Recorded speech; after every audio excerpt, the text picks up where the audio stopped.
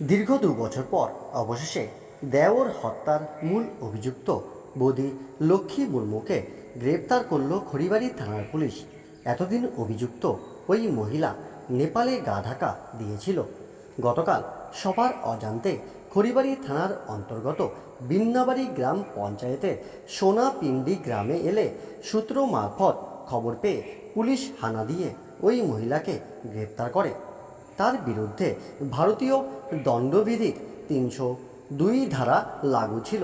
জানা গেছে ২০২২ সালের ৮ অক্টোবরের রাতে পারিবারিক কলহের জেরে ধারালো অস্ত্রের আঘাতে মৃত্যু হয় মঙ্গত রায় মুর্মু নামে ৩০ বছরের এক যুবকের। ঘটনায় নাম জড়ায় তার বৌদির। মৃতের পরিবারের পক্ষ থেকে লক্ষ্মী মুর্মুর বিরুদ্ধে লিখিত এজাহার দায়ের করা হয়। এরপরে গা ঢাকা দিয়ে এতদিন নেপালে বসবাস করছিল অভিযুক্ত ওই মহিলা। গতকাল রাতে বাড়ি ফিরতেই পুলিশ তাকে গ্রেপ্তার করে। সোমবার অভিযুক্তকে শিলিগুড়ি আদালতে তোলা হয়েছে। তাকে ৫ দিনের রিমান্ড নিয়ে আসা হয়েছে। ঘটনার পুনর্নির্মাণ করে তদন্ত শুরু করেছে পুলিশ।